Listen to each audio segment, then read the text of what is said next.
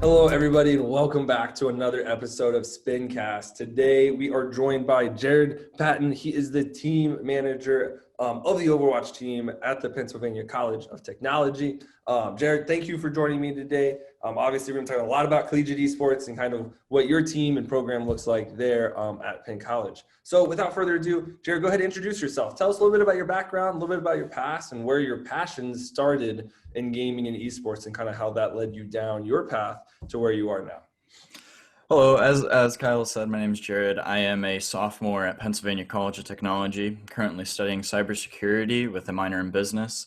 I've been playing video games for as long as I can remember, ever since I got my first computer back in Texas, like however many years ago. Yep. But I never really got into the competitive scene until Overwatch came out. As soon as Overwatch came out, I tried climbing the ladder, grinding out as many games as I could until I realized I can get up to a competent level. And I started joining different tier 3, tier 4 teams to see how I could see if I can go on the path to pro. And it's a little shaky out there, especially in the beginning, back when Open Division first started. But coming to college and doing all the Collegiate Esports really kind of took everything off for me. And now I'm here. Yeah, awesome. Love to hear it. Love to hear it. My first thing is take me into your responsibilities as the team manager. What do you do day in and day out, and help so that the team can continue to function and grow and succeed? So on my day-to-day activities for being a team manager, it's mainly communication between other colleges to my teammates to our head coach. So every day I'm on Discord or Twitter talking to various colleges, setting up practice times, scrimmages, or getting ready for a tournament match. And I also have to schedule individual in-house events, like in-house scrims for varsity, and then back when we had a junior varsity team as well. And I have to go to different meetings with people at the college to convince them that, like, give them updates on how esports is going for our team and the college itself. Sure. Yeah, awesome. Right there at the end, something I want to dive into a little more is that relationship with administration, right? Because a lot of esports programs in the collegiate scene are starting off or somewhat new, right? Not near as old as football or basketball or baseball, right, or traditional sports. But take me through kind of that process of that relationship and what you're trying to convey to get that continued support from the administration so you guys can continue to grow. So when we meet with our head coach, we usually meet with him once a week, but I try to keep a constant communication with him. It's all about keeping that open communication, and as long as our head coach knows what we're doing, he can communicate that to the administration, giving us more resources, more abilities, and more outreach. Yeah, absolutely. Absolutely. That's so important, right? Those resources and outreach yield so much more down the road than they're seemingly do at the beginning. Totally agree there. Kind of going back in the past is, you said that you were going to try to go pro, play at a very high level competitively in Overwatch. Take me through what that grind looks like, right? Take me through, what was your mentality that you found successful in helping you as a player, as an individual, continue to grow your skill set in Overwatch? So I know in the beginning it was very hard for me because it takes a lot of defeats. You really don't understand the game. Like, I came into Overwatch playing other games in the past, like whether it be Call of Duty or whatever. I like playing first person shooters. And so I had the mechanics down. It was the game sense that took so long to obtain. And right now I'm probably sitting closer to 2,000, 3,000 hours in Overwatch, and I'm finally, every day I play, I'm getting more and more game sense. So it's just all about, as simple as it sounds, it's all about putting that time and effort into actually understanding what you're doing, figuring out the mistakes you're making, count them up, and make less of them. Just all about self-review. That's all it is. Yeah, absolutely. Now, kind of taking that and applying it more to our team basis at Penn College, what does that team kind of practice look like? What do you focus on as a team, whether it's VOD review or scrimming or any kind of mechanic practice? What does that look like on a daily basis? Because our high school, audience are really interested to know more about, what to expect, so to say, when they go to college. So when you come to college for esports, you usually already have a designated team and schedule, and it's routine practices. I know for us, we have usually 5 practices a week, which are about 2 to 3 hour intervals. So you have to obviously dedicate a lot of time to it. But the interesting part about collegiate esports, as opposed to like outside of college sports, um, like you have teams recruiting at a certain level, like looking for a resume for your skill rating and such. When you come to college, you have a vast variety of different skill levels. You can't just pick and choose. You gotta, like, I know on my team I have some silver rated players, and we have some masters in the top 500, and these are completely different mentalities that you got to figure out, how do we make this work as a team level, because you can't expect one person to just carry the complete team. Yeah, absolutely. That those inner team dynamics are so important. That's kind of what colleges look like, especially the really big programs, the Akrons, the Boise States, and so on and so forth, the Harrisburgs, that those teams can operate, especially when they bring in new players. So Mhm. totally agree there. Speaking of Harrisburg, saw that you guys had that success of placing top four at Harrisburg. Those invitationals are some of the biggest, if not the biggest event, especially for Overwatch. Take me through kind of that experience, right? We were talking a little bit about it before we started recording, but just take me through that experience of everything from, when you got invited, when you qualified, and then all the way through that successful completion, getting that top four spot.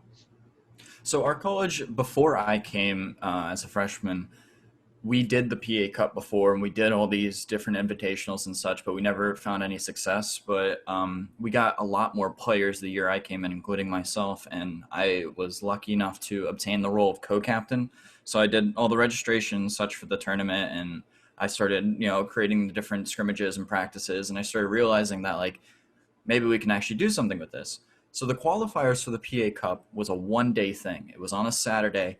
We sat in our esports den for about 8 hours straight, just playing school after school after school after school. And it was beyond exciting, beyond mentally straining for the team, because right off the bat, our first team we went against was Penn State, and they're an insane team.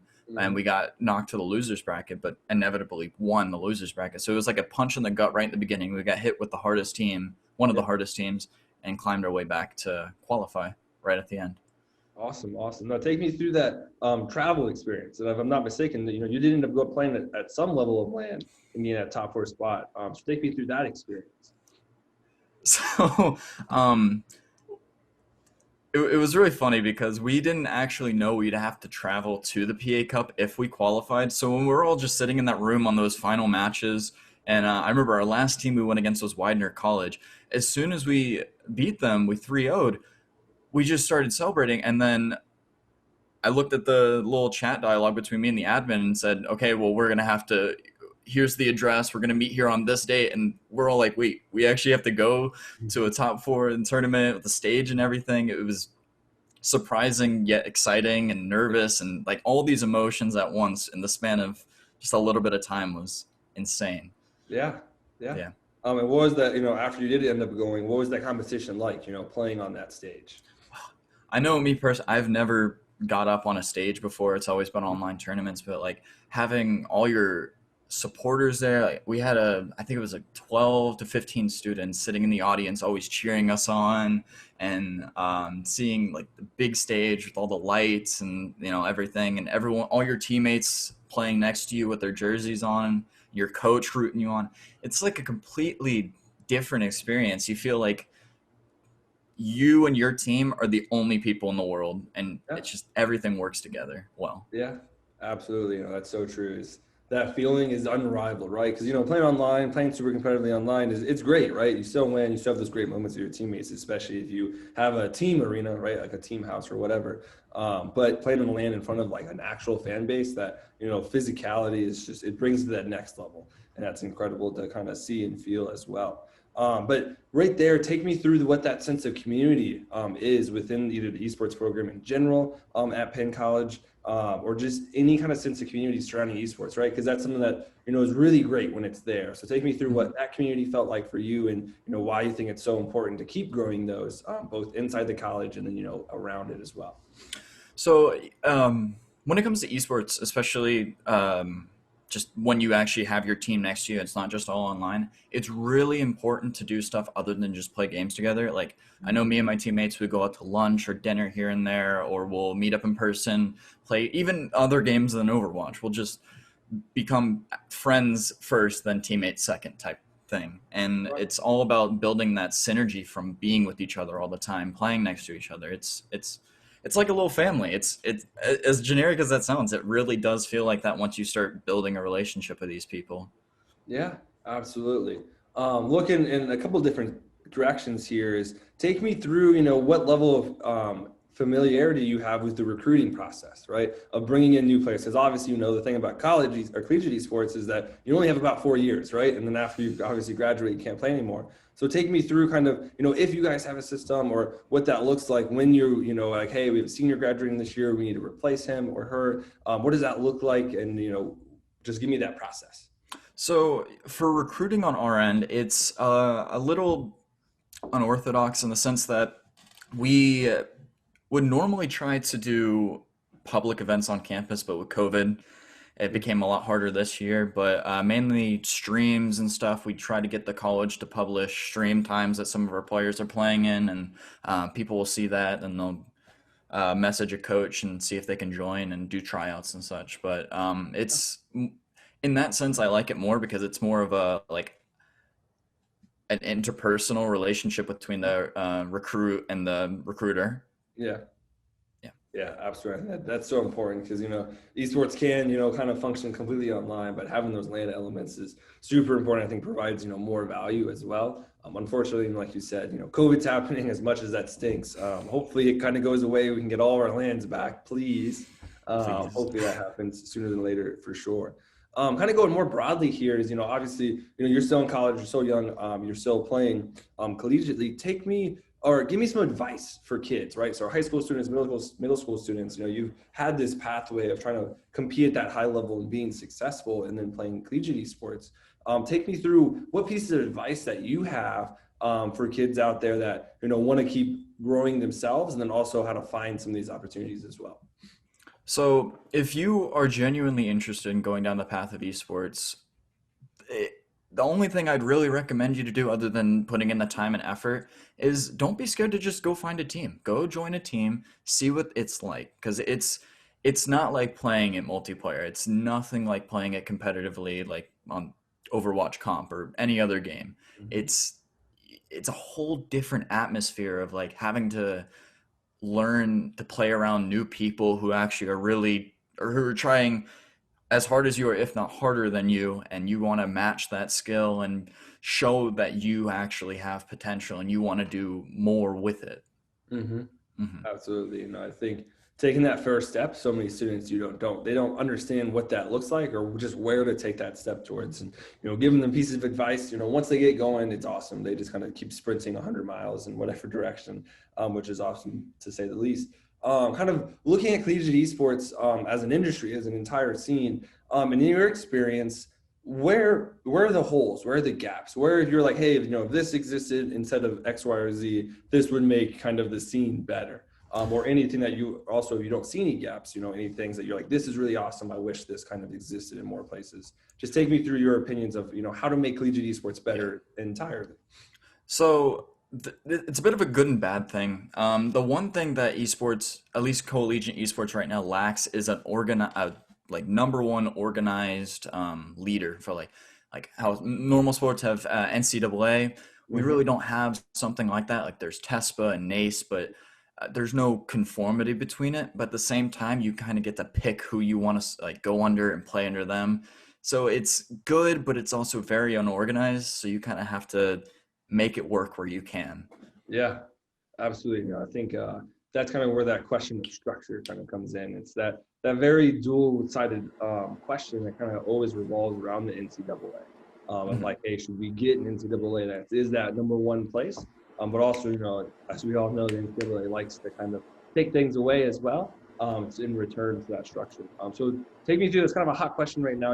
Where do you see like that kind of structure leading to? That existed if the NCAA was to get in it and be the place for esports or something similar, whether NACE or TESPA kind of won the entire little mini battle there. What would that look like to you, and what would that provide down the road for the players involved? So if we had an organized structure like the NCAA, I feel like not only would it be easier for colleges to hop onto the train of esports, but it would be easier for high school students to find colleges in an organized spot and see that's the kind of school I want to go to for esports and for my education.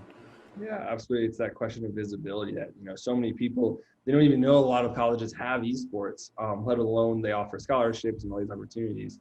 And, an interesting duality to me is that, you look at collegiate football, it's all over ESPN, right? And Hmm. you say the names, right? Trevor Lawrence, all these quarterbacks and running backs throughout the league that everyone notices because they're like plastered all over TV. But with esports, if you understand it or exposed to it, you still don't even know like the players themselves, right? You might see a gamer tag every now and then, but like I couldn't tell you what Harrisburg's lineup was, right? Or Maryville's or Akron's, right? Maybe a few Hmm. gamer tags here and there that sound familiar, but there's no like really a lot of visibility on like certain players. That kind of goes to my next question. Do you wish there was more of that, or what would that look like if it existed? So you could get players like yourself more of a spotlight that deserve it. Being so active and so good in these scenes. Yeah, I think that would be really healthy to get like some form of outreach from these sporting companies like ESPN and such.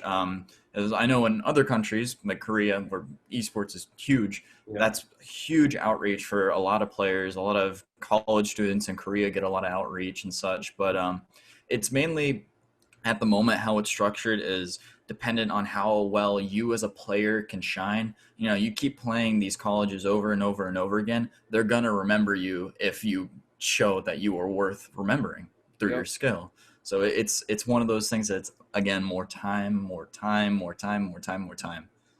Absolutely, totally agree there. I think time is the answer for a lot of these things because as we all want esports to be incredibly successful and bigger than football and bigger than soccer and all that kind of become the world's kind of competition. At the same time, it's only really 5 or 6 years old.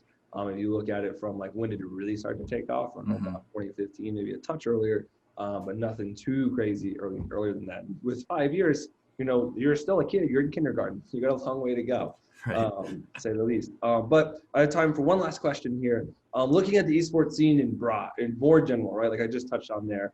Comparing, it's growing so fast, it's already so big, but it's not quite, the biggest and the best yet. So I always ask this question as the last question for everybody is for you and with your opinion, what is that next step that we need to take as an industry to really keep growing at the same pace and keep kind of generating all this interest and new interest and bringing people in from the outside to get them more exposed to it and really solidify esports as the world's competition, so to say.